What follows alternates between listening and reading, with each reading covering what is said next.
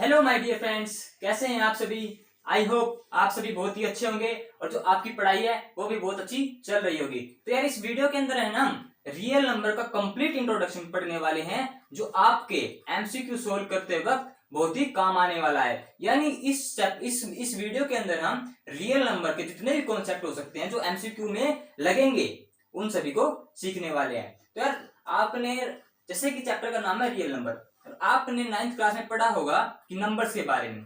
Numbers पढ़े थे ना आपने, कौन कौन से नंबर होते हैं।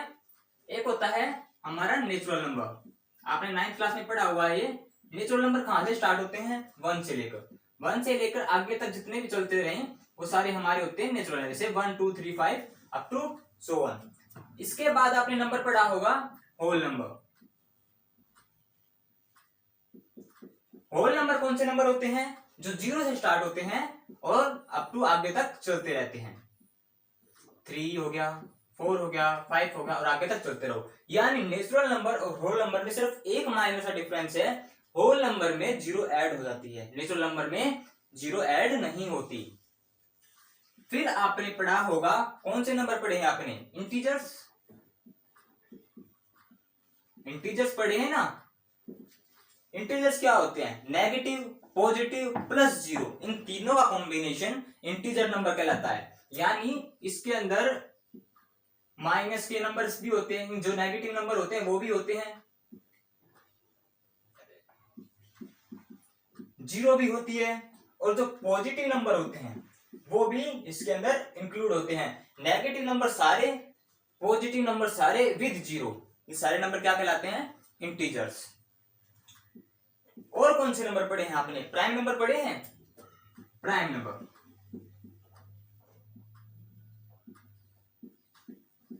प्राइम नंबर कौन से नंबर होते हैं, पता है आप सभी को।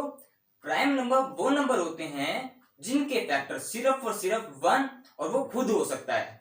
ठीक है, जैसे कि हमारा हो गया 2 3 5, क्या आप इनमें देख सकते हैं क्या 2 के फैक्टर क्या क्या होंगे, 1 और 2 इटसेल्फ, एक तो 1 होगा और एक 2 होगा।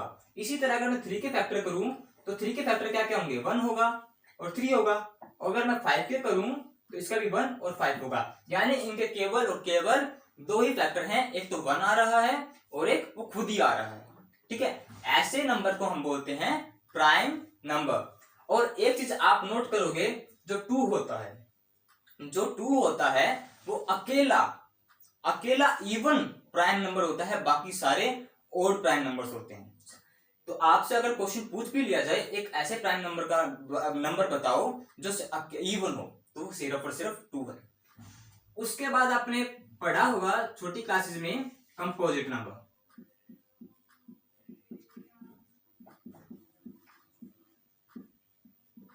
अब कंपोजिट नंबर क्या होते हैं, कंपोजिट नंबर वो नंबर होते हैं जिसके 2 से ज्यादा फैक्टर होते हैं।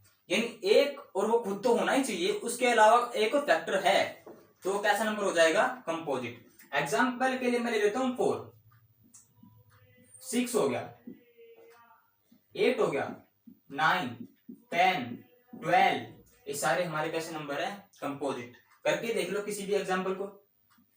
इस 4 के कितने फैक्टर हो सकते हैं, 1 हो सकता है, 2 हो सकता है, 4 हो सकता है, हो गया 2 से ज्यादा फैक्टर। इसी तरह 6 के कौन कौन से हो सकते हैं, 1 हो सकता है, 2 हो सकता है, 3 हो सकता है। ठीक है, तो इन सभी के 2 से ज्यादा फैक्टर आपको मिलेंगे, उनको बोलते हैं हम कंपोजिट नंबर। उसके बाद आपने पढ़ा होगा ओड नंबर्स के बारे में। ओड नंबर क्या होते हैं, 1 3 5 7 अप टू सो ऑन, ये सारे नंबर क्या हैं, ऑड नंबर।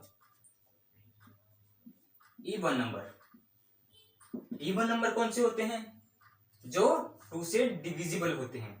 यानी 2 हो गया, 4 हो गया, 6 हो गया अप टू सो ऑन, ये सारे के सारे हमारे इवन नंबर होते हैं। और इसमें इवन में क्या डिफरेंस होता है, जो ओड होते हैं वो ओड होते हैं वो 2 से डिविजिबल नहीं होते, और जो इवन होते हैं वो 2 से डिविजिबल होते हैं।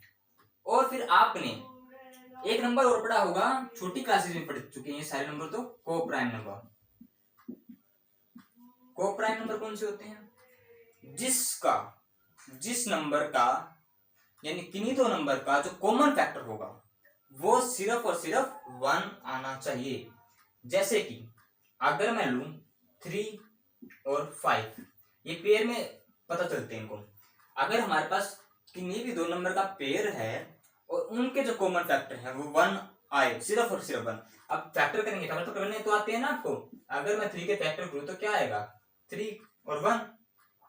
अगर मैं 5 के फैक्टर करूं तो क्या आएगा, 5 और 1। तो कॉमन फैक्टर क्या क्या आ रहे हैं। अगर मैं यहाँ पे फैक्टर से लिखूं 3 के, तो क्या आएगा, 3 करो से एंड 3 मल्टीप्लाई ए, 5 के क्या आ जाएंगे, 5 मल्टीप्लाई बाई ए 1, सॉरी 1। तो इन जो कॉमन फैक्टर आया है वो क्या आया है, 1। तो जिसका भी कॉमन फैक्टर सिर्फ और सिर्फ 1 आएगा वो हमारा होगा कोप्राइम नंबर। चलो अब अपनी क्लास पे आते हैं तो कुछ नंबर्स को और। अब आपने 9th क्लास के अंदर 2 नंबर और पढ़े थे, कौन कौन से। एक पढ़ा था आपने रेशनल और एक पढ़ा था आपने इरेशनल। ये दोनों नंबर आप जान चुके हो 9th क्लास के अंदर। रेशनल नंबर को हम कैसे डिफाइन करते हैं, वो नंबर, वो सारे नंबर जो p बाई क्यू की फॉर्म में लिखे जा सकते हैं। कौन से, जो p बाई क्यू की फॉर्म में लिखे जा सकते हैं, where Q not equal to 0। Q कभी भी 0 नहीं होना चाहिए। क्या आपको इसके पीछे का रीजन पता है, क्यू जो है वो 0 क्यों नहीं हो सकता। चलो मैं बताता हूं आपको आज। अगर क्यू 0 हो गया, अगर मान लिया p ये है, अगर ये क्यू 0 हो गया तो जो इसकी वैल्यू आएगी वो आएगी नॉट डिफाइंड, यानी इसकी वैल्यू हम नहीं निकाल सकते। किसी भी नंबर को अगर हम 0 से डिवाइड करते हैं तो उसकी वैल्यू नॉट डिफाइंड आती है, उसकी कोई भी एग्जैक्ट वैल्यू नहीं आती। तो आप सोचते होंगे वैसे कि अगर 0 से डिवाइड करेंगे तो उसका 0 आना चाहिए, बट इट इज इनकरेक्ट। समझ रहे हो ना। तो इसीलिए हम क्यू को यहाँ पे 0 नहीं ले सकते। अगर ये 0 लेंगे तो इसका आंसर ही नहीं निकल के आएगा। ठीक है, तो वो रेशनल नंबर तो होगा नहीं। अच्छा, अब इरेशनल क्या होते हैं, इसका जस्ट अपोजिट, यानी जो नंबर p बाई क्यू की फॉर्म में ना लिखे जा सके। ठीक है, एग्जांपल देख लें इनके। चलो एग्जांपल देख लेते हैं। रेशनल नंबर के एग्जांपल बताना कोई। 2/7, p ये हो गया, क्यू ये हो गया, 5/2, ये भी रेशनल नंबर है। अच्छा, इरेशनल नंबर के एग्जांपल कौन कौन से होंगे, √2 हो गया, √3 हो गया, √5 हो गया। ये सारे कैसे नंबर हैं, इरेशनल नंबर। इन सभी के बारे में आप जान चुके हो। चलो मैं आपसे एक क्वेश्चन पूछता हूं कि जो 1 है वो रेशनल है या इरेशनल। 1 जो है रेशनल है या इरेशनल। आप कहेंगे 1 is a rational number, because क्यों कहेंगे आप, क्योंकि 1 को मैं 1/1 की फॉर्म में लिख सकता हूं। ठीक है ना, यानी p बाई क्यू की फॉर्म में लिख पा रहा हूं मैं, इसलिए 1 जो है रेशनल नंबर है। ठीक है, अब आपने कुछ और टाइप्स के नंबर्स पढ़े थे। ठीक है, एक टाइप जैसे कि आपने पढ़ा होगा टर्मिनेटिंग नंबर्स, टर्मिनेटिंग नंबर। ये कौन से नंबर होते हैं, जो नंबर टर्मिनेट हो जाए एट ए फिक्स्ड पॉइंट। ठीक है, जैसे कि मैं अगर लिखूं 6/2, तो ये जो नंबर है वो टर्मिनेट हो जा रहा है ना। ये जो नंबर है वो टर्मिनेट हो गया, इसके आगे आगे तो चल नहीं रहा, ना पॉइंट आया ना कुछ आया। ठीक है, ये एक पॉइंट पे फिक्स हो गया, टर्मिनेट हो गया। अब दूसरे जो नंबर होते हैं वो होते हैं नॉन टर्मिनेटिंग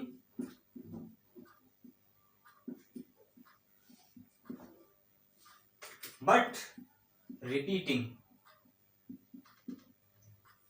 कि जो नंबर होगा वो टर्मिनेट तो नहीं होगा, यानी वो खत्म नहीं होगा, बट जो नंबर होगा वो रिपीट हो रहा होगा बार बार। कैसे, एग्जांपल देखते हैं। एग्जांपल क्या हो सकता है इसका, अगर मैं 10 को 3 से डिवाइड करूं, 10 को 3 से डिवाइड करने के बाद मुझे क्या मिलेगा, करके देखो, 3.333333 ऐसे चलता रहेगा तो सारी जिंदगी लगा देना। अगर हम सारी उम्र भर भी इसको डिवाइड करें तो ये खत्म नहीं होने वाला। तो इस ऐसे नंबर को बोलते हैं हम नॉन टर्मिनेटिंग बट रिपीटिंग, और इसको रिकरिंग भी बोल देते हैं। ठीक है, इसको रिकरिंग भी बोल देते हैं। आपने पढ़ रखा है 9th में, तो सिर्फ जस्ट रिवाइज करा रहा हूं आपको। अब एक होते हैं नॉन टर्मिनेटिंग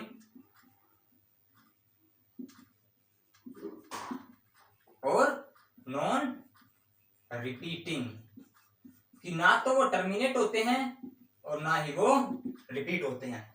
फॉर एग्जाम्पल, अगर मैं लिखूं 3.1421316721525, ये कहीं से भी रिपीट हो रहे हैं? ये जो नंबर है क्या आप कहीं से भी रिपीट होता हुआ दिख रहा है? दूर तक नहीं दिख रहा ना। ऐसे जो नंबर होते हैं वो होते हैं नॉन टर्मिनेटिंग नॉन रिपीटिंग, यानी वो टर्मिनेट भी नहीं होंगे, वो चलते भी रहेंगे और रिपीट भी होते रहेंगे। सॉरी, रिपीट नहीं होंगे, वो टर्मिनेट भी नहीं होंगे, रिपीट भी नहीं होंगे। ठीक है, रिपीट तो इसमें होता है। अब अभी आपने पढ़ा रेशनल और इरेशनल। अब इन दोनों में रिलेशन क्या है? जो टर्मिनेटिंग और नॉन टर्मिनेटिंग रिपीटिंग जो नंबर होते हैं वो होते हैं हमारे रेशनल नंबर। कौन से नंबर? Rational number. बट जो non terminating non repeating number होता है वो होता है हमारा इरेशनल नंबर। कौन सा नंबर? Irrational number. समझ में आई बात? ये आपका जस्ट मैंने एक क्विक रिवीजन करा दिया 9th का, बट इनका यूज हमारे चैप्टर में होने वाला है, तो आपको ये सारी चीजें पता होनी चाहिए। तो अभी तक आपने सारे नंबर पढ़ लिए हैं, तो आपसे क्या कुछ क्वेश्चन पूछ सकता हूं मैं? शायद आप दे सकेंगे आंसर कि क्या 1 जो है प्राइम है या कंपोजिट नंबर है? तो आंसर क्या होगा अगर मैं पूछूं 1 जो है प्राइम है या कंपोजिट है? वैसे तो आपको पता ही होना चाहिए कि 1 जो होता है नॉट प्राइम, प्राइम भी नहीं होता और वो ना तो कंपोजिट नंबर होता है, यानी ये ना प्राइम है ना कंपोजिट नंबर है। एक क्वेश्चन और पूछूं कि जो 2 है वो रेशनल है या इरेशनल है? ऑब्वियस सी बात है ना यार, 2 पूछा है, 2 क्या है? p बाई क्यू की फॉर्म में लिख सकता हूँ, बिल्कुल लिख सकता हूँ। नीचे 1 लिख दूंगा, फर्क थोड़ी पड़ेगा। ये हमारा p हो गया, ये हमारा q हो गया, बिल्कुल लिख सकते हैं। अब एक चीज और पूछूं मैं कि 0 जो है वो हमारा रेशनल है या इरेशनल है? रेशनल नंबर है, बिकॉज इसके नीचे भी मैं 1 लिख सकता हूं। बट आप ऐसे नहीं लिख सकते, 0 को डिनोमिनेटर में नहीं लिख सकते, आप न्यूमिनेटर में लिख सकते हैं। नीचे 1 से कोई प्रॉब्लम नहीं होगी, इसका आंसर 0 आएगा, जो कि p बाई क्यू की फॉर्म में लिखा जा सकता है। ठीक है, ये एमसीक्यू के लिए छोटे छोटे क्वेश्चन है, बट हो सकता है ऐसी नॉलेज ना हो किसी बच्चे को। ठीक है, ये पता होती है जनरली, बट मैंने फिर भी एक क्विक रिवीजन के लिए बता दिया आपको। चलो अब आगे करते हैं, अब अपने चैप्टर में मूव करते हैं। अभी तक हमारी प्रीवियस नॉलेज थी जो मैं आपको रिवाइज करना चाह रहा था, आई होप आपको अच्छी से रिवाइज हो चुकी होगी। चलो अपने चैप्टर पे चलते हैं। चलो अब हम अपने चैप्टर पे चलते हैं, जो हमारा मेन चैप्टर है। अब उसके बाद आता है Euclid division, Euclid division algorithm. अब ये यूक्लिड डिवीजन एल्गोरिथम क्या है? कुछ नहीं है, ये सिर्फ और सिर्फ एक एचसीएफ निकालने का एक मेथड है।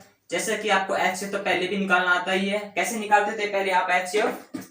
कि मान लिया मेरे को 12 और 24 का एचसीएफ निकालना है, तो कैसे निकालते थे आप पहले छोटी क्लासेस में? ऐसे निकालते थे ना कि इसके सबसे पहले प्राइम फैक्टराइजेशन करते थे, 3 1 जा 3। 24 के भी प्राइम फैक्टराइजेशन करेंगे, ये आ जाएगा हमारा 2 6 जा 12, 2 3 जा 6, 3 1 जा 3। तो जो 12 के प्राइम फैक्टर से आए हैं वो आए हैं 2 इंटू 2 इंटू 3, और जो 24 के फैक्टर आए हैं वो आए हैं 2 इंटू 2 इंटू 2 इंटू 3, ये आए हैं। अब एचसीएफ क्या होता है? Highest common factor. अब देखो कॉमन कौन कौन है? 2 है, 2 है और 3 है। जो जो कॉमन है वही हम उनकी तीनों की मल्टीप्लाई क्या हो जाएगी? एचसीएफ। तो हम लिख सकते हैं जो एचसीएफ आएगा 12 और 24 का क्या आएगा? 2 इंटू 2 इंटू 3 विच इज 12। तो जो इन दोनों का एचसीएफ आना है वो आना है 12 बाय प्राइम फैक्टराइजेशन, जो हम अभी तक छोटी क्लास में पढ़ते आए थे। बट अब हम यूक्लिड डिवीजन एल्गोरिथम का यूज करके कैसे इसको निकालते हैं वो सीखेंगे। पहले तो इसको समझ लेते हैं ये होती क्या है। ये तो मैंने बता दिया यूज क्या है। अब इसको रिप्रेजेंट कैसे करते हैं, तो ये बोलती है dividend equal to divisor into quotient plus remainder।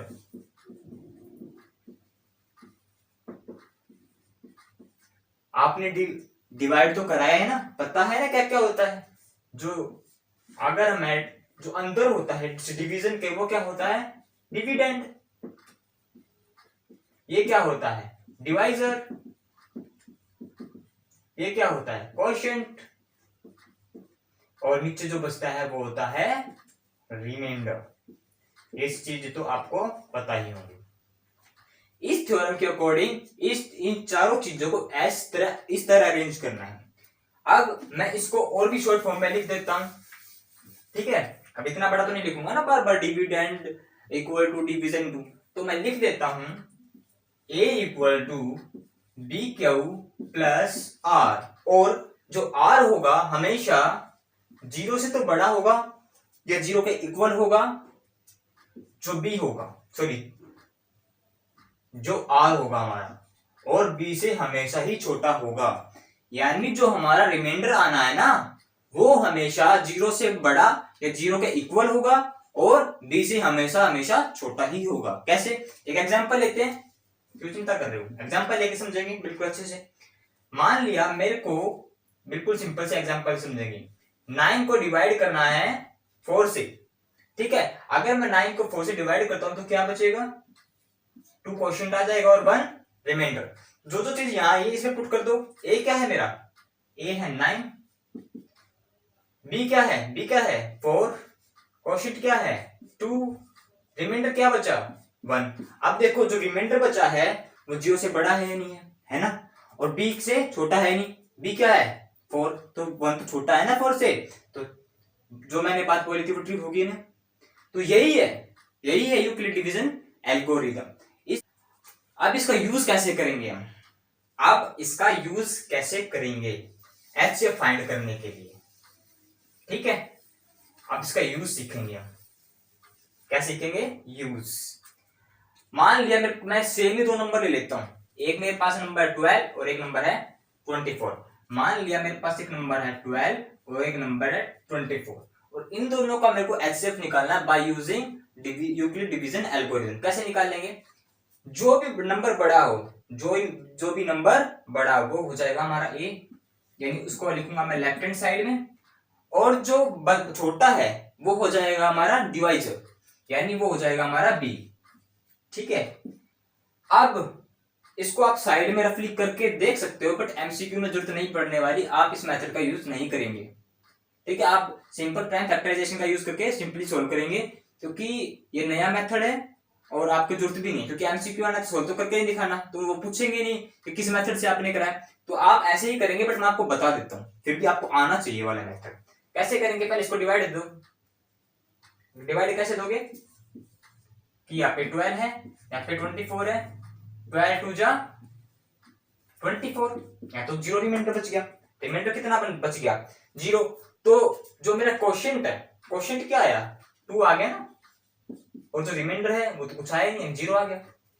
देखो मैंने बोला था जो रिमाइंडर है तो 0 के इक्वल होगा, 0 से बड़ा होगा और b से छोटा होगा, बिल्कुल सच होगी। तो जो भी हमारा डिवाइजर होता है एंड में, अब ये तो एक स्टेप में खत्म हो गया, बट अभी एक और एग्जांपल लूंगा मैं बड़े वाला, उसमें एक स्टेप में खत्म नहीं होगा ये। तो जो भी हमारा डिवाइजर होता है वही हमारा क्या होता है HCF, जब रिमाइंडर 0 आ जाए। जिस भी स्टेप में हमारा रिमाइंडर 0 आ जाएगा तो उस स्टेप में जो डिवीजर होगा वो हमारा क्या होगा HCF, उन दोनों नंबर का, यानी 24 और 12 का जो HCF होगा वो कितना होगा 12। क्या यहाँ पे 12 नहीं आया था, चेक कर लो, है ना सेम। चलो अब थोड़ा बड़ा नंबर लेते हैं। बड़ा नंबर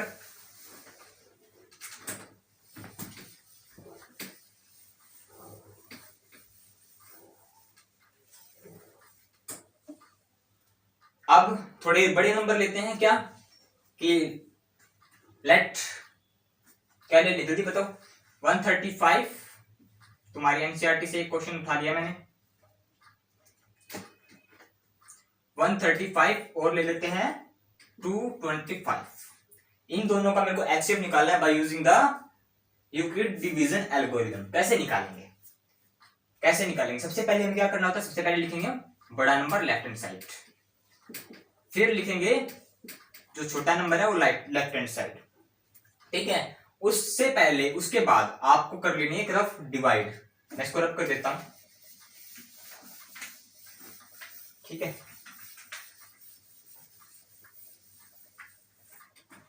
इसको रफली डिवाइड कर लो आप यहाँ पे लॉन्ग डिवीजन मेथड से 135 डिवाइड कर रहा है 225 को यही ना देखो अब ये 1 पे जाएगा 135 तो यहाँ क्या बचेगा 5 में से 5 गया 0 12 में से 3 गए 9 1 में से बन गया 0 तो 90 जो बच गया हमारा रिमाइंडर बच गया और गया किस पे क्वेश्चन क्या आया 1 तो यहाँ पे लिखेंगे 135 इंटू 1 प्लस रिमाइंडर क्या बचा 90 हमने वही थ्योरम यूज करी है कौन सी A equal to B Q plus are और आर क्या था ग्रेटर देन 0 से बड़ा होगा सॉरी मैं उल्टा लिख दिया जो रिमाइंडर होगा वो 0 से बड़ा होगा या 0 के इक्वल होगा और b से हमारा छोटा होगा हमेशा ऑलवेज तो जो देखो अब तुम जो b है छोटा है कि नहीं है ना अब यहाँ पे रिमाइंडर हमें 0 नहीं मिला तो इसका मतलब ये 135 हमारा एचसीएफ नहीं है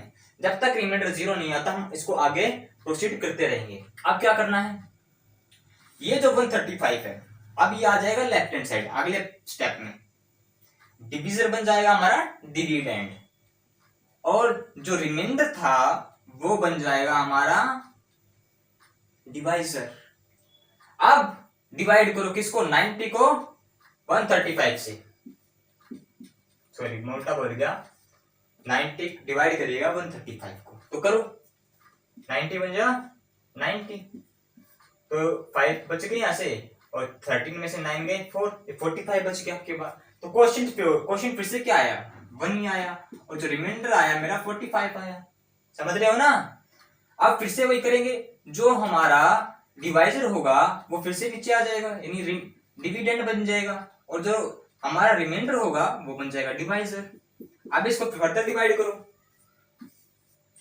अंदर क्या आएगा 90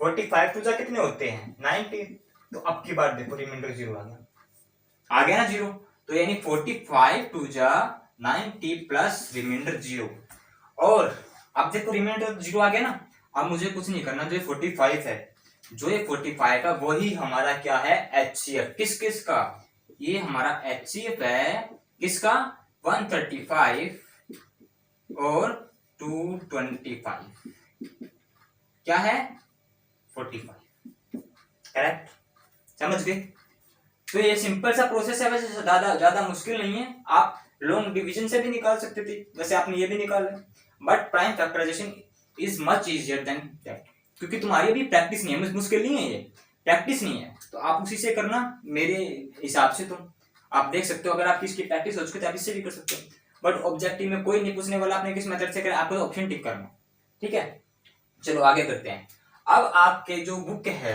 उसके अंदर 2 वर्ड दिए हुए हैं 2 वर्ड के 2 टर्म दी हुई है ठीक है एक है लेमा एक उसने दिया है लेमा और उसने यूज भी क्या है Euclid division lemma Euclid division algorithm अब इन दोनों वर्ड में डिफरेंस क्या है कोई डिफरेंस नहीं है कोई भी डिफरेंस नहीं है ज्यादा हम इसकी जगह लेमा भी यूज कर सकते हैं थ्योरम की जगह चलो इन दोनों वर्ड का मतलब जानते हैं पहले जो lemma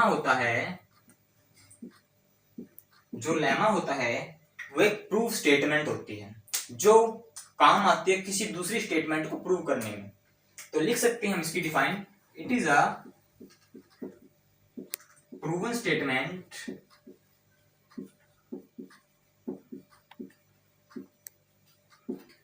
which used for prove other statement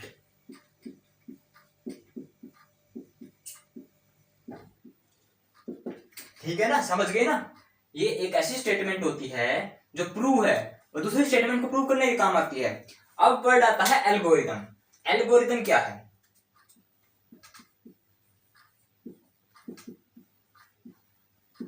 algorithm is a process of steps to solve any problem. ठीक है, जैसे कि यूक्लिड डिवीजन लेमन एक प्रोसेस दिया ना कि पहले इसका ऐसे एचसीएफ कैसे निकालना स्टेप वाइज, तो ये एल्गोरिदम क्या है? स्टेप्स है, प्रोसीजर है एक टाइप का कि प्रोसेस कैसे होगा, स्टेप्स देता है। समझ रहे हो? आपकी एनसीईआरटी बुक में लिखा हुआ, पढ़ भी सकते हो। ये एक स्टेप्स का प्रोसीजर है, किसी भी सॉल्यूशन को निकालने के लिए हमें जो स्टेप्स फॉलो करते हैं उसका पूरा एक प्रोसीजर। समझ गए? आगे ये हमारी 1.1 का पूरा इंट्रोडक्शन था। अब 1.2 पे चलते हैं। ठीक है, यहाँ पे 1.1 का जो जितना भी था सब खत्म हो गया, बस यही था हमारा एचसीएफ निकालना था पूरी एक्सरसाइज में। बट ये तुम्हारे सिलेबस से वैसे भी काट रही है। ठीक है, 1.1 तुम्हारे सिलेबस में नहीं है, बट आपको आनी चाहिए।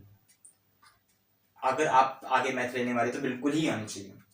अच्छा, अब अगले तुम्हारी जो आती है, एक आती है फंडामेंटल थ्योरम, जो 1.2 में है। 1.2 के इंट्रोडक्शन में पढ़ोगे तुम ऐसे, बट मैं यहाँ पे पूरा चैप्टर करा रहा हूँ तो पूरे चैप्टर का ही इंट्रोडक्शन कराऊंगा विद डीप नॉलेज। तो यार फंडामेंटल थ्योरम ऑफ अरिथमेटिक। ठीक है, मैं इसको पूरा नहीं लिख रहा। फंडामेंटल थ्योरम ऑफ अरिथमेटिक क्या है? ये कुछ नहीं है, ये बोलती है कि जितने भी कंपोजिट नंबर होते हैं, जितने भी कंपोजिट नंबर हैं, उन सबका अगर हम प्राइम फैक्टराइजेशन करें तो सभी का सेम आएगा, चाहे वो किसी भी तरीके से करे। मान लिया कोई बच्चा है, प्राइम फैक्टराइजेशन कर रहा है किसका? 24 का। ठीक है, 24 का प्राइम फैक्टराइजेशन कर रहा है। अब जो मैं हूं, मान लिया एक मैं हूं और एक आप है, मैं जो प्राइम फैक्टराइजेशन कर रहा हूं ऐसे कर रहा हूं, 2 12 आ जाएगा। यहाँ पे कितना आ जाएगा? 6 3 3 1 जा, मैंने तो ऐसे करे ना, यानी जो 24 के फैक्टर आए, प्राइम फैक्टर्स आए, वो क्या आए?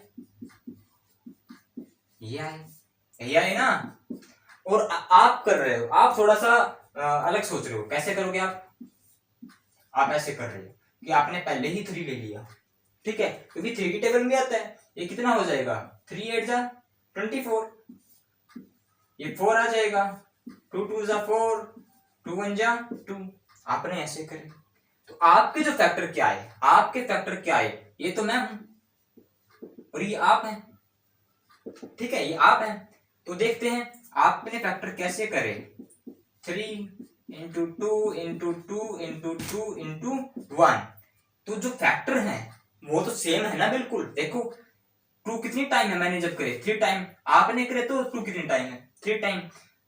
मैंने करे तो 1 टाइम 3 है, आपने करे तो भी 3 जो 1 टाइम। तो वो कहता है अगर उसको हम असेंडिंग ऑर्डर में लगा दें तो जो मैंने निकाले हैं और जो आपने निकाले हैं दोनों के सेम रहेंगे। यानी अगर मैं असेंडिंग ऑर्डर में लगा दूं, मेरे तो असेंडिंग ऑर्डर में ही है पहले से ही, ठीक है, मैं लिख देता हूं दोबारा। ठीक है, और आपके भी अगर मैं असेंडिंग ऑर्डर में लगा दूं तो हमारे जो प्राइम फैक्टर्स आए हैं वो सेम आए हैं। यानी हम कोई भी मेथड लगा लें, प्राइम फैक्टर हमेशा सेम ही आएंगे। ऑर्डर ऊपर नीचे हो सकता है पर उनकी जो मल्टीप्लाई होगी वो बिल्कुल एग्जैक्ट आएगी। ठीक है, चलो अब इसका यूज क्या है एक्सरसाइज में वो देखते हैं। और मैं आपको बता दूं कि मैं एक बहुत ही बेहतरीन ट्रिक कराने वाला हूं, वीडियो के अंत तक बने रहिएगा। एचसीएफ और एलसीएम निकालने की बेहतरीन ट्रिक। तो यार वीडियो अच्छी लग रही हो ना तो लाइक जरूर कर देना। अगर आपको चीजें समझ में आ रही हो तो वीडियो लाइक जरूर करना। चलो आप समझते हैं जो एंड विद जीरो कॉन्सेप्ट, इसका मतलब क्या है कि कोई नंबर है उसको हम देख के कैसे पता लगाएं कि वो एंड जो जीरो है उससे एंड होगा या नहीं होगा, यानी इसके एंड में जीरो आएगी या नहीं आएगी। ठीक है, कैसे कि तुम्हारी एनसीईआरटी में एग्जांपल दिया है, क्या दिया है? अगर 4 की पावर n है, 4 की पावर n है तो, और where n equal to natural number है, जहां पे n जो है नेचुरल नंबर है कोई भी, तो मुझे बताना है ये जो नंबर है ये 0 के साथ एंड होगा या नहीं होगा। तो इसके लिए एक चीज बताता हूं मैं, इसके लिए 2 नंबर याद रखने हैं आपको। क्या? 2 इंटू 5, 2 की पावर n, 5 की पावर n। अब ये क्या चीज है? कोई भी नंबर तभी 0 से एंड होगा जब उसके पास 2 और 5 के पेयर्स होंगे।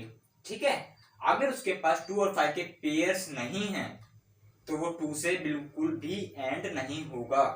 जैसे कि n क्या है? n कोई भी नेचुरल नंबर है, कोई भी होल नंबर है। वेयर यहां पे लिख देता हूं मैं, n and m are any whole number.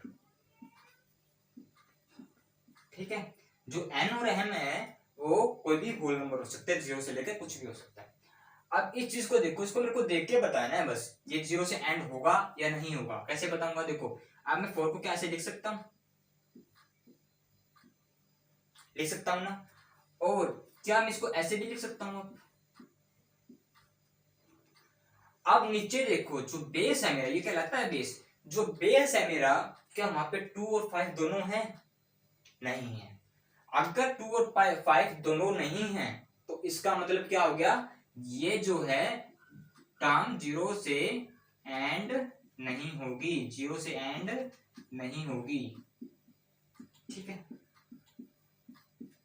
इसका सीधा सा मतलब ये है। अगर यहां 5 और आ जाता तो गारंटेड, एंड चाहे कुछ भी होता, गारंटेड ये 0 से एंड होती।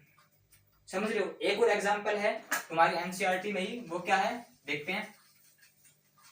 मैं बहुत सारे क्वेश्चन भी कराऊंगा, बट जब हम एमसीक्यू प्रैक्टिस कर रहे होंगे कि 6 की पावर n। अब तो ये आप बताओ कैसे करेंगे इसको। 6 को क्या लिख सकता हूं मैं? इसके फैक्टर करो। 6 के फैक्टर क्या होंगे?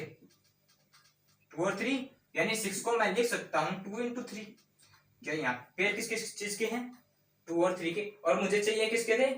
2 और 5 के। तो क्या 0 से एंड होगा? यहाँ पे n कुछ भी ले लो, मान लिया एग्जाम्पल ले लेते हैं भाई, एग्जाम्पल भी तो करके दिखाना है।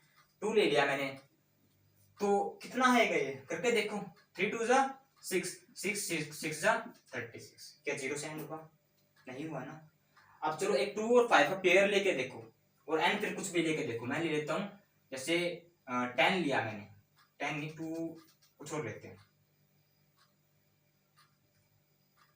2 इंटू 5 ही ले लेते सिंपल।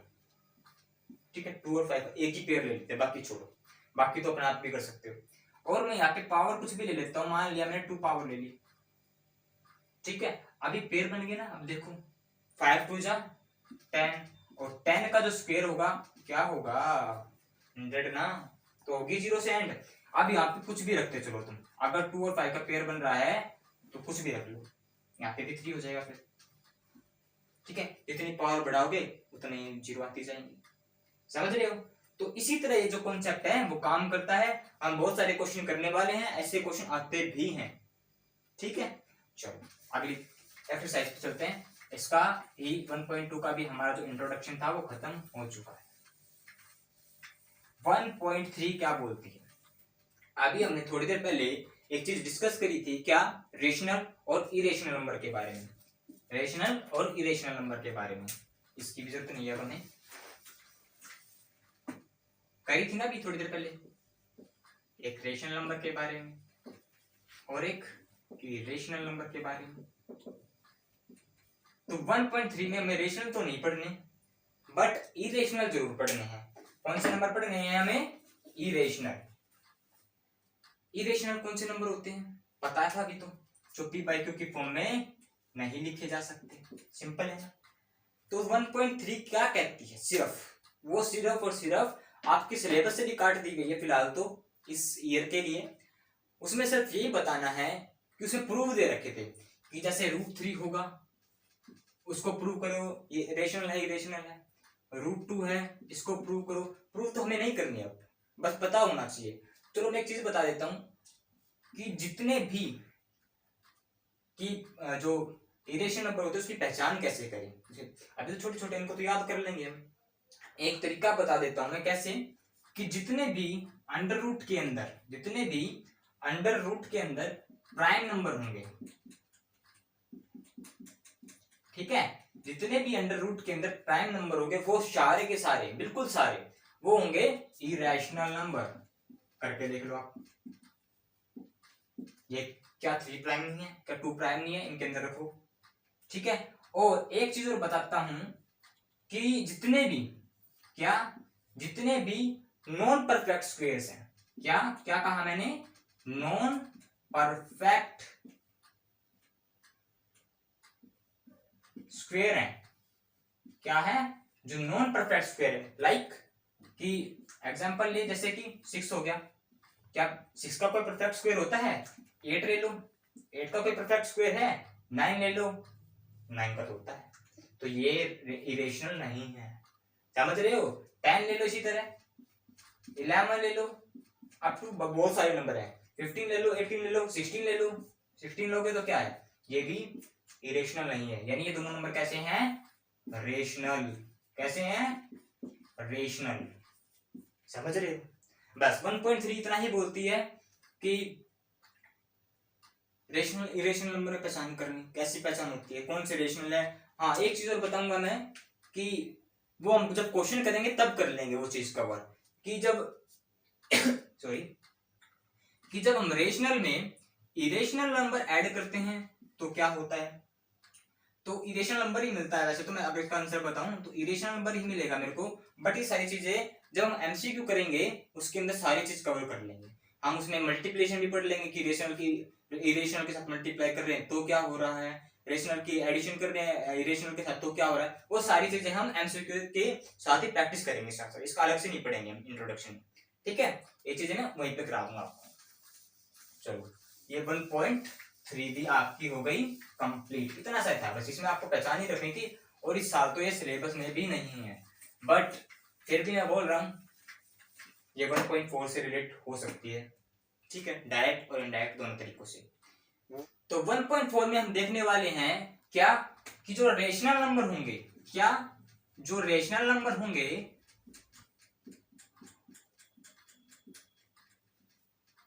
उनका जो डेसिमल एक्सपेंशन होगा या नहीं होगा, किन नंबर का होगा किन का नहीं होगा, कैसे पता लगाएंगे, बिना डिवाइड करे, विदाउट डिवीजन, ठीक है, समझ रहे हो। हम डिवाइड नहीं करेंगे। अब मैं पूछूं आपसे कि जो 10 है ऊपर मान लिया 8/5 है, ठीक है, मैं आपसे पूछूं क्या इसका कोई डेसिमल एक्सपेंशन होगा, यानी क्या ये टर्मिनेट हो जाएगा किसी एक प्लेस पे जाके, आप बोलो, आप क्या करके देखोगे, आप डिवाइड करके देखोगे, सिंपल है ना, कि ये टर्मिनेट होगा 5 1 जा 5 3 और ये हो जाएगा 5 6 जा 30। हाँ भाई, ये टर्मिनेट तो हो रहा है ना किसी पे जाके, क्योंकि रिमाइंडर हमारा 0 आ गया, तो एक ऐसा नंबर हो गया, ये हमारा हो गया टर्मिनेटिंग, ठीक है। अभी आपने पढ़ा भी था, कौन कौन से नंबर पढ़े थे, दोबारा से रिवाइज कराता हूँ। एक टर्मिनेटिंग,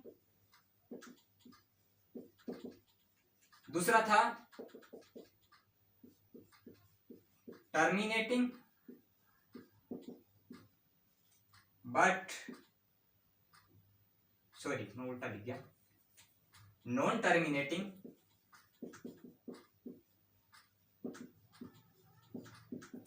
बट क्या होगा उसमें, रिपीटिंग होगा, वो रिपीट कर रहा होगा।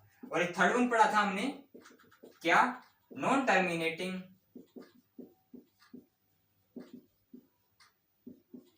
और नॉन रिपीटिंग।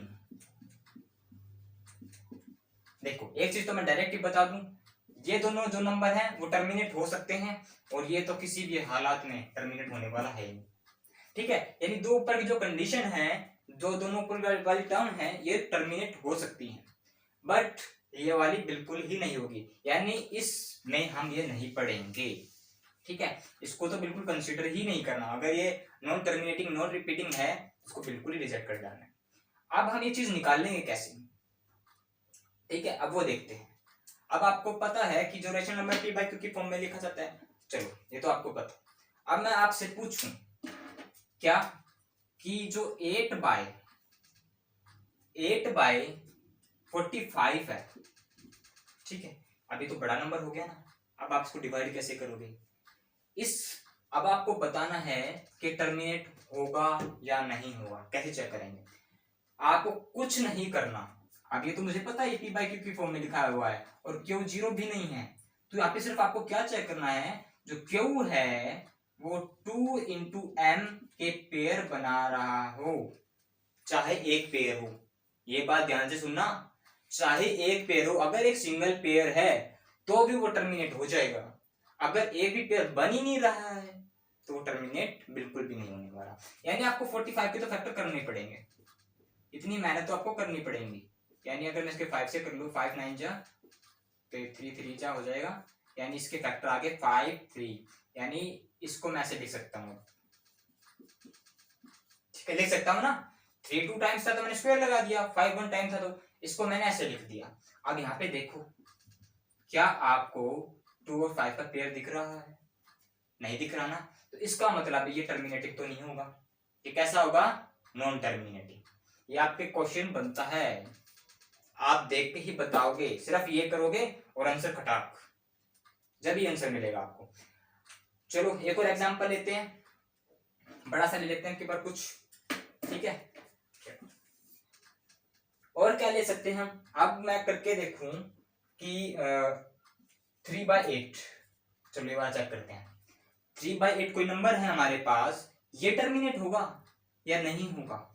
अब आप कहोगे कि जो 8 होता है उसके अगर मैं फैक्टर करूं तो क्या आएंगे? 2 4 2 और 2 1 जा 2, क्लियर? तो आप कहोगे कि 8 को लिख दो आप 2 की पावर 3, और आप कहोगे कि नॉन टर्मिनेटिंग है बिकॉज यहाँ पे 5 तो है नहीं, यही कहोगे ना। बट ये टर्मिनेटिंग है, क्यों है? आप 5 की पावर 0 लिख दो, और 5 की पावर जो 0 होती है किसके बराबर होती है? 1। अगर मैं 8 को 1 से मल्टीप्लाई कर दूं क्या कोई फर्क पड़ेगा? अगर मैं किसी भी नंबर को, n नंबर है उसके को 1 से मल्टीप्लाई कर दूं क्या कोई फर्क पड़ेगा? वो n ही देगा। अगर n कोई नंबर था मेरे पास और उसको मैंने 1 से मल्टीप्लाई कर दिया तो मेरे को क्या मिलेगा? n ही मिलेगा। समझ रहे हो? चलो इतनी बात समझ नहीं। अगर यहां से एक चीज और हो सकती है, हो सकता है कि जो डिनोमिनेटर में सिर्फ 5 ही मिले, 5 की पावर कुछ भी हो तो आप 2 की पावर 0 भी कर सकते हो, तो भी वो टर्मिनेटिंग हो जाएगा। अगर 2 और 5 के अलावा कोई और नंबर भी प्रेजेंट है, 2 और 5 के अलावा कोई और नंबर भी प्रेजेंट है, तो क्या करोगे? तो उसकी दोनों कंडीशन हो सकती है, वो टर्मिनेट हो भी सकता है और टर्मिनेट नहीं भी हो सकता। कैसे? मैं एग्जांपल देता हूं। कैसे? अगर मैं मान लूं, अगर कुछ ऐसा नीचे आ रहा होता 2 की पावर 3 और आता यहाँ पे 3, नीचे 3 भी आ रहा होता साथ में, तो ठीक है, यहाँ पे तो हम 5 की पावर 0 लगा के इसको बना देते, ठीक है, बट 3 भी तो एक्स्ट्रा है, क्या अब टर्मिनेटिंग है ये? अगर ऐसा कुछ आता तो देखो, अभी 3 है, इस 3 से कैंसिल हो जाएगा, हो जाएगा कि नहीं हो जाएगा? क्योंकि मल्टीप्लाई में है, तो क्या बचेगा? ये 1 2 की पावर 3 क्रॉस ऑफ 5 की पावर 0, अभी भी नीचे फिर क्या बचा? 2 और 5। अब एक केस और हो सकता है, क्या? ध्यान से समझना, इसको नोट करते चलना साथ साथ, कि यहाँ पे 3 था और नीचे आ गया 2 की पावर 3, 5 की पावर 0 हमने अपने पास से लगा दिया, और एक फैक्टर आ रहा है 4। क्या आ रहा है? 4। कुछ भी आ सकता है, तो मैंने एग्जांपल के लिए लिया, मान लिया 4 एक फैक्टर आ रहा है। अब ये तो चलो ठीक है, ये तो चलो ठीक है, पेयर बना रहा है, या तो इससे तो मैं क्या सकता हूँ टर्मिनेट, बट ये 4 का क्या करें? ये 4 तो नीचे बच गया ना, अब ये 4 कट भी नहीं रहा। अगर नीचे कोई और नंबर बच जाता है, वो ऊपर कटता भी नहीं है, 2 और 5 के अलावा नीचे कुछ नहीं बचना चाहिए। अगर बच रहा है तो वो कैसा नंबर हो जाएगा? Non terminating. कैसा नंबर हो जाएगा? नॉन टर्मिनेटिंग, यानी ये टर्मिनेट बिल्कुल नहीं होने वाला, बिकॉज इसके डिनोमिनेटर में 4 है, ठीक है, और ये 4 कैंसिल आउट भी नहीं हो रहा, कट भी नहीं रहा ऊपर से, ठीक है। और एक चीज और पूछोगे आप कि यहाँ पे तो 2 की पावर 3 है, यहाँ पे 5 की पावर 0 है, तो टर्मिनेट कैसे हो गया? 0, ठीक है, यहाँ पे 5 की पावर 0 है, तो टर्मिनेट कैसे हो गया? चलो एक एग्जांपल और देता हूं मैं, कैसे टर्मिनेट होगा। ऊपर मेरे पास 3 ही है, ठीक है, और नीचे मेरे पास है 2 की पावर 3, और मान लिया, सपोज कर लो ये कोई और नंबर है, मान लिया तो यहाँ पे 5 की पावर 1 आई, ठीक है, इतना ही आ रहा है बस, 2 की पावर 3 है, यहाँ पे 5 की पावर 1 आई, कोई नंबर हमने इसका फैक्टराइज करके, अब ठीक है, अब यहाँ पे तो 2 की पावर 3 है, यहाँ पे 5 की पावर 1 है, अब मैं ये तो कह सकता हूँ डायरेक्ट ये टर्मिनेट होगा, क्योंकि 2 और 5 के पेयर एक तो है एटलीस्ट, अगर एक भी पेयर आपको दिख जाए डिनोमिनेटर में तो ये टर्मिनेट होगा, बट उसके साथ और कोई नंबर नहीं होना चाहिए, हो तो ऊपर से कैंसिल आउट हो जाना चाहिए, ये चीज बिल्कुल ध्यान रखना, हम क्वेश्चन करेंगे भर भर के करेंगे, चिंता मत करो। अब इस कंडीशन हम इसको सोल्व कैसे करते हैं, सॉल्यूशन भी तो पता होना चाहिए, अब हो कैसे रहा है, अब देखो, अब नीचे तो 5 की पावर 1 है, तो ऐसी कंडीशन में हम क्या करते हैं, हमें चाहिए आके 5 की पावर 3 ही, तभी ये टर्मिनेट होगा, हम ऐसी कंडीशन में क्या करते हैं, खुद से मल्टीप्लाई कर देते हैं, 5 की पावर 2 से मल्टीप्लाई कर दिया, और 5 की पावर 2 से डिनोमिनेटर और न्यूमरेटर दोनों तरफ मल्टीप्लाई कर दिया। अब देखो, अब यहां से क्या बन जाएगा, 5 की पावर 3 बन जाएगा कि नहीं बन जाएगा, अब ये हो जाएगा 3 इंटू 5 की पावर 2 अपॉन 2 की पावर 3 अपॉन 5 की पावर 3, होगी ना पावर से, ऊपर ऊपर कुछ चेंज हो गया क्योंकि हमने मल्टीप्लाई करा, तो सॉल्यूशन करके सॉल्यूशन भी निकाल लेते हैं इसका, चलो ऊपर आ जाएगा 3 इंटू 25, ठीक है, चलो इसको ऊपर करते हैं, थोड़ा यहाँ पे कर लेते हैं इसको, ये क्या आया हमारा 3 इंटू 5 की पावर 2, नीचे कितना है 2 की पावर 3 इंटू 5 की पावर 3, सॉरी हाँ 2 की पावर 3 इंटू 5 की पावर 3, इसको सोल्व करना है मुझे, चलो कैसे करेंगे, 3 इंटू 25, नीचे नीचे कुछ नहीं करना आपको, 2 इंटू 5 और जो पावर एक साथ ले लो, ठीक है, 25 3 जा कितने होते हैं 75, और 5 2 जा कितने होते हैं 10, और पावर कितनी है 3 जीरो लगा दो, अब 4 जीरो छोड़ के, ठीक है, 4 जीरो छोड़ के तुम यहाँ पे पॉइंट लगाओगे तो कितना मिलेगा 1 2, तो टर्मिनेट हो गया ना, क्या ये रिपीट हो रहा है टर्म, ये तो एंड हो गया ना, टर्मिनेटिंग नंबर हो गया ना, तो देखा मैंने यही देख के बता दिया था कि यहाँ पे 2 और 5 का पेयर मिल जाए तो टर्मिनेटिंग हो जाएगा, तो सॉल्यूशन दे दिया मैंने आपको, क्या दे दिया सॉल्यूशन, इसकी कोई नीड नहीं है आपको, कोई नीड नहीं है, वो आपसे पूछेगा ही नहीं इसका सॉल्यूशन क्या आएगा, वो डायरेक्ट पूछेगा कि ये नंबर टर्मिनेटिंग होगा या नहीं होगा, वो टफ भी पूछ सकता है, वो इजी पूछ सकता है, वो आपके फैक्टर पे डिपेंड करेगा, फैक्टर कैसे करेगा, ठीक है। तो चलो आज ऑलमोस्ट हम बिल्कुल आखिरी पॉइंट पे पहुंच चुके हैं, चलो आज के हम लास्ट चीज करने वाले हैं इस चैप्टर का बिल्कुल एंड टॉपिक, क्या वो भी इसी से रिलेटेड है, चलो हम पिछले जो हम कभी कर रहे थे उससे रिलेटेड एक और कॉन्सेप्ट करने वाले हैं, क्या कि अब की बार हम बताएंगे कि अब की बार कोई भी रेशनल नंबर देगा और वो मुझे बताना है कितने डेसिमल एक्सपेंस टर्म तक वो एक्सपेंड मतलब टर्मिनेट हो जाएगा, ठीक है, कैसे कि जैसे मैंने अभी एग्जांपल क्या लिया, चलो जो भी 3 बाइट लिया था ना, और इसके फैक्टर क्या आए थे 3 अपॉन 2 की पावर 3, यही लिया था, और मुझे बताना है कि ऊपर कितनी डिजिट प्लेस पे पॉइंट यानी डेसिमल आने वाला है, कितनी पे आएगा, तो देखो सिंपल सी बात है, जितनी भी 2 यहाँ पे 5 की पावर 0 लिख सकता हूं मैं, सिंपल सी चीज बताता हूँ बिल्कुल सिंपल, 2 और 5 का पेयर अगर अवेलेबल है, ठीक है, अगर वहां पे 2 और 5 का पेयर अवेलेबल है इसका मतलब है टर्मिनेट हो जाएगा, टर्मिनेट होगा तभी डेसिमल एक्सपेंशन आना है, तभी ऊपर डेसिमल लग सकती है, ठीक है, वरना टर्मिनेट ही नहीं होगा वो।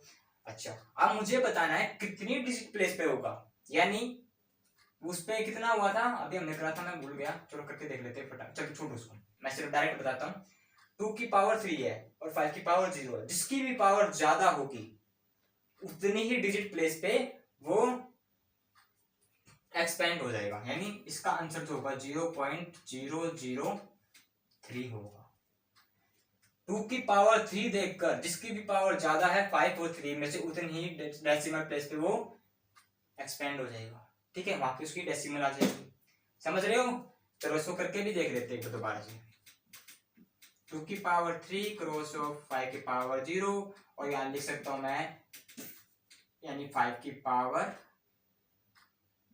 3 ऊपर भी 5 की पावर 3 से मल्टीप्लाई कर दूं मैं इसको, ठीक है। ऊपर आ जाएगा 3 इंटू 5 क्यूब होता है 125 और 2 की क्यूब होता है 8 इंटू 5 का क्यूब होता है, सॉरी यहाँ पे क्यूब थोड़ी करना था, नहीं तो फैक्टर पेयर बनाने थे ना 2 और 5 के, 2 और 5 के पेयर बनाए और यहाँ पे आ गया 3। 125 3 जा कितना होता है जल्दी बताओ, 375 आई थिंक, ठीक है। और ये हो जाएगा 10 की पावर 3, यानी 10 को 10 इंटू 10 इंटू 10 ये करना मुझे, 1 2 3 3 जीरो आ जाएंगे,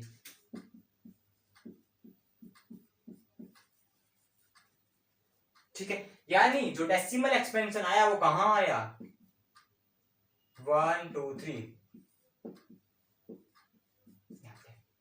देख पा रहे हो मेरा ये आंसर गलत था, ऐसे नहीं लिखना होता ये। जब हम एक्सपेंड करते हैं तो वो आता है 3 डिजिट छोड़ के, यानी 3 थर्ड प्लेस पे आएगा वो जो पॉइंट आएगा, ऐसे नहीं लिखना होता है, यहाँ पे डायरेक्ट नहीं लगा सकते, वो मैंने गलत लिख दिया था, ठीक है। तो जब हम इसको सोल्व करते हैं तो कितनी डिजिट पे आता है, जो हाईएस्ट पावर होती है 5 और 3 में से, सॉरी 5 और 2 में से, समझ रहे हो। आज के लिए बस इतना ही, क्योंकि ये हमारे चैप्टर का पूरा फुल इंट्रोडक्शन था, हमने बहुत ही जल्दी कवर कर लिया, बिल्कुल डीप करा, ऐसा कोई भी कॉन्सेप्ट नहीं है जो मैंने छोड़ा हो। अब इसके क्वेश्चन करने हैं, हमें क्वेश्चन करेंगे, पूरे करेंगे, 200-300 जितने भी पॉसिबल होंगे उतने क्वेश्चन करने वाले हैं। आपकी टर्म 1 की प्रिपरेशन बिल्कुल बिल्कुल पक्की हो जाएगी, ठीक है। आप मेरे साथ जुड़े रहना, अगर वीडियो अच्छी लगी हो तो वीडियो को लाइक करना और चैनल को सब्सक्राइब करना। धन्यवाद, थैंक यू।